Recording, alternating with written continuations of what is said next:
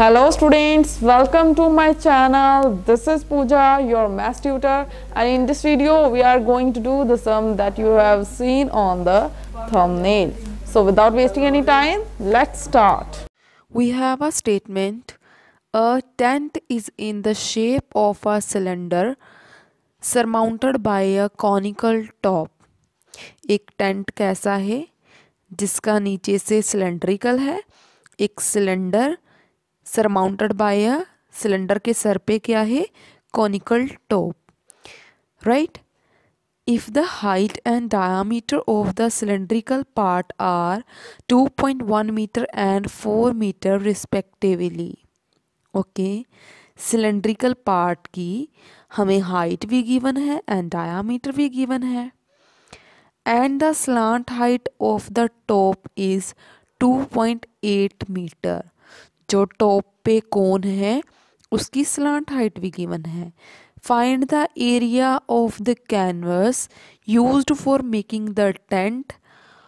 Okay, उस पूरे tent को बनाने में कितना कैनवस यूज हुआ है हमें ये फाइंड आउट करना है.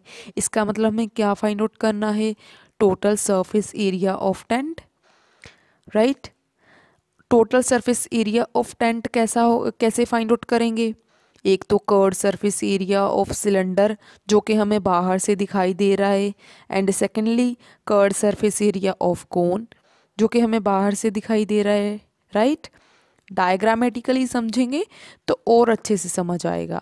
तो हम इसकी डायग्राम ड्रॉ करेंगे. तो पहले वो जो रिमेनिंग पार्ट है वो भी हम रीड आउट कर लेते हैं स्टेटमेंट का. Also find the cost of the canvas of the tent at the rate of 500 rupees per metre square. Okay, cost तो हम एरिया फाइंड आउट करने के बाद ही फाइंड आउट कर सकते हैं, ठीक है. तो इसे हम फिलहाल इग्नोर करते हैं. पहले फर्स्ट वाला पार्ट सॉल्व करेंगे. इसमें हमें एक नोट भी गिवन है. Note that the base of the tent will not be covered with canvas. देखो, ये तो हमारी कॉमन सेंस से भी हम आइडिया लगा सकते हैं, अंडरस्टूड है कि एक टेंट है वो उसका बेस थोड़ी ना कवर होगा. अब टेंट लगाएंगे तो उसी टेंट को फोल्ड करके बेस पे थोड़ी ना लगाएंगे, राइट.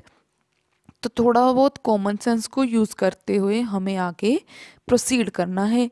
तो सबसे पहले हम इसकी डायग्राम ड्रॉ करेंगे ताकि क्वेश्चन की स्टेटमेंट और अच्छे से क्लियर हो जाए. नीचे हमारे पास क्या है, एक सिलेंडर है. इस सिलेंडर की हाइट भी हमें गिवन है और डायामीटर भी गिवन है. सिलेंडर की हाइट कितनी है, 2.1 मीटर. ओके, एंड डायामीटर, ये वाला डायामीटर और ये वाला, दोनों डायामीटर सेम होंगे ना सिलेंडर के. ये है 4 मीटर. अगर ये पूरा डायामीटर 4 मीटर है तो रेडियस कितना होगा, 2 मीटर. डायामीटर का हाफ होता है ना, राइट. अगर यहाँ पर इसका डायामीटर 2 मीटर है तो यहाँ पर भी कितना है, 2 मीटर. ओके, रेडियस आ गया, हाइट आ गई. एंड उन्होंने बोला है cylinder surmounted bye a conical top. इस सिलेंडर के टॉप पे क्या है, सर पे क्या है, एक कॉनिकल टॉप है, मतलब कोन है एक, राइट. ओके, ये भी क्लियर है. अब इस कोन की हमें स्लांट हाइट भी गिवन है. स्लांट हाइट क्या होती है, ये तिरछी लाइन, ढलान वाली साइड, ठीक है. तो स्लांट हाइट को हम एल से डिनोट करते हैं. जी कितनी गिवन है हमें, 2.8 मीटर. यस, अगर ये 2.8 है तो यहाँ पर भी 2.8 होगा, राइट. दोनों स्लांट हाइट है और सेम होती है. इतना क्लियर है. अब हमें total surface area of tent find out करना है. Total surface area of tent तभी मालूम चलेगा ना तो कितना कैनवस यूज हुआ है इस टेंट को लगाने में.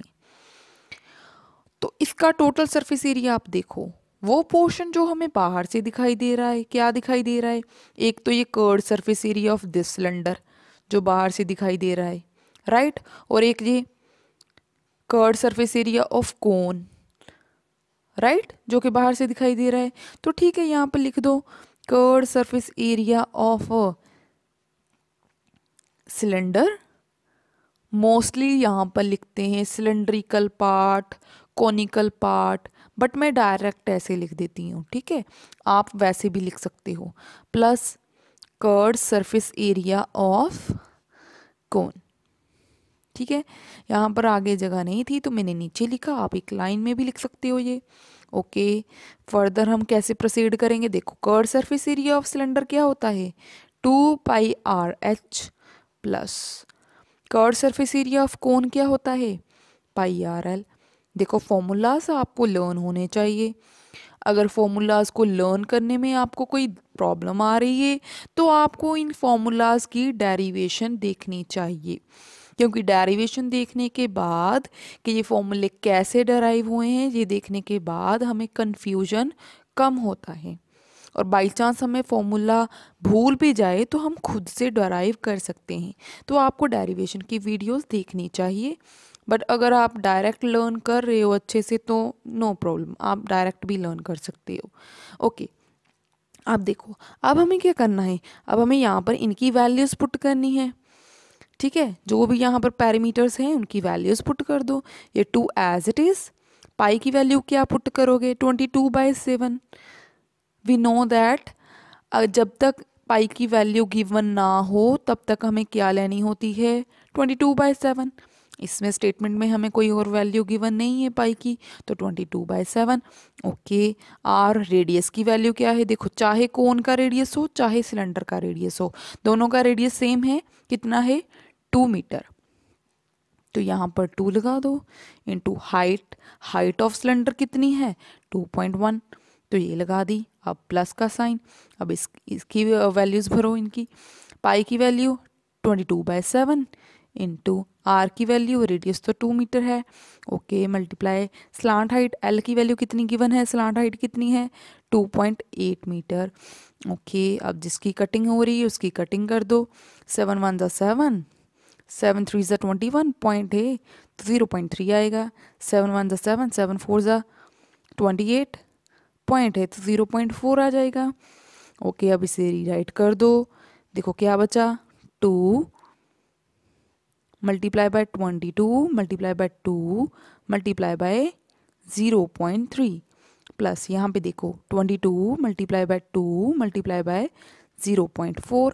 अब इनको मल्टीप्लाई कर दो आपस में, देखो 2 इंटू 22 कितना हो जाएगा 44, 44 इंटू 2 कितना हो जाएगा 88, 88 को मल्टीप्लाई कर दो बाय 0.3, ठीक है, 0.3 के साथ मल्टीप्लाई करोगे तो क्या आएगा, 8 3 ज़ा 24, अगेन 8 3 ज़ा 24 प्लस 2 26, अब एक छोड़ के पॉइंट है तो एक छोड़ के पॉइंट आ जाएगा, कितना आ गया यहाँ पर 26.4 प्लस, अब यहाँ पे देखो 22 इंटू 2 44, 44 को मल्टीप्लाई कर दो इसके साथ 0.4 के साथ, 44 को मल्टीप्लाई करो 0.4 के साथ, 4 4 ज़ा 16, 1 कैरी, 4 4 ज़ा 16 प्लस 1 17, एक छोड़ के पॉइंट है तो एक छोड़ के पॉइंट लग जाएगा।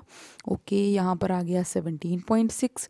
अब इन दोनों को ऐड अप कर दो, ऐड अप कैसे करते हैं, पॉइंट के नीचे पॉइंट रखते हैं, देखो यहाँ पे 26.4 नीचे है 17.6, देखो पॉइंट के नीचे पॉइंट रखा, 6 प्लस 4 कितना होता है 10, 1 carry here, 7 plus 1 8, 8 plus 6 14, 1 carry here, 2 1 2 3 4, 4 point के नीचे पॉइंट तो कितना आ गया 44.0।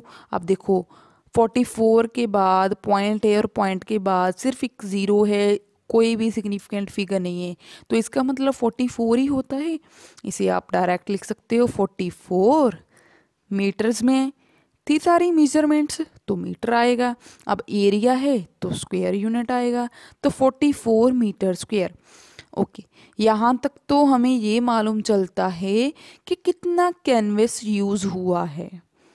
हम यहाँ पर लिख सकते हैं कि area of the canvas used for making the tent, क्योंकि क्वेश्चन हमें इसी तरह से पूछा गया है। उन्होंने बोला है find the area of the canvas used for making the tent. इस टेंट को बनाने में कितना कैनवस का एरिया यूज हुआ है, तो आप लिखोगे area of the canvas used for making the tent equals to 44 metre square. Got it. अब मैं यहाँ पर ये रीराइट करके टाइम वेस्ट नहीं करूँगी, आप खुद से लिख लेना। एंड सेकेंडली हमें फाइंड आउट क्या करना है, क्वेश्चन सेकेंड पार्ट क्या था, इसके बाद क्या था फाइंड करना, also find the cost of the canvas of the tent at the rate of 500 rupees per metre square. अगर 1 मीटर स्क्वायर के लिए कितना, अगर 1 मीटर स्क्वायर कैनवस का रेट हमारे पास 500 रुपीज़ है, तो टोटल कैनवस का रेट कितना होगा, कितना कॉस्ट होगा। देखो अगर 1 मीटर स्क्वायर कैनवस के लिए 500 है, तो 44 मीटर स्क्वायर कैनवस के लिए कितना कॉस्ट होगा, हमें यही फाइंड आउट करना है। अब देखो एक के लिए हमें मालूम है cost for 1 metre square canvas कितना कॉस्ट है, 500 रुपीज़, राइट। अब ऐसे ही cost for 44, total 44 metre square use हुआ है ना, 44 मीटर स्क्वायर कैनवस, वो कितना होगा, कितने रुपीज़ होगा। अगर एक के लिए 500 है तो 44 के साथ ये मल्टीप्लाई करके आ जाएगा, तो ठीक है इसे मल्टीप्लाई कर दो। 4 5 ज़ा 20, ओके इसे यस 4 5 ज़ा 20, 2 कैरी हेयर, अगेन 4 5 ज़ा 20, 20 + 2 22, ठीक है, साथ में 2 ज़ीरोज़। सो कितना आ गया हमारे पास, 22,000 रुपीज़। हमारा टोटल कॉस्ट कितना आ रहा है, 22,000 रुपीज़। सो बस इतना सा हमारा आंसर है। Hope you all enjoyed this question and understood it better, but still if you have any doubt then please write down in the comment section and let me know what doubts you have. I will meet you in another video with new interesting question. Till then, goodbye, take care.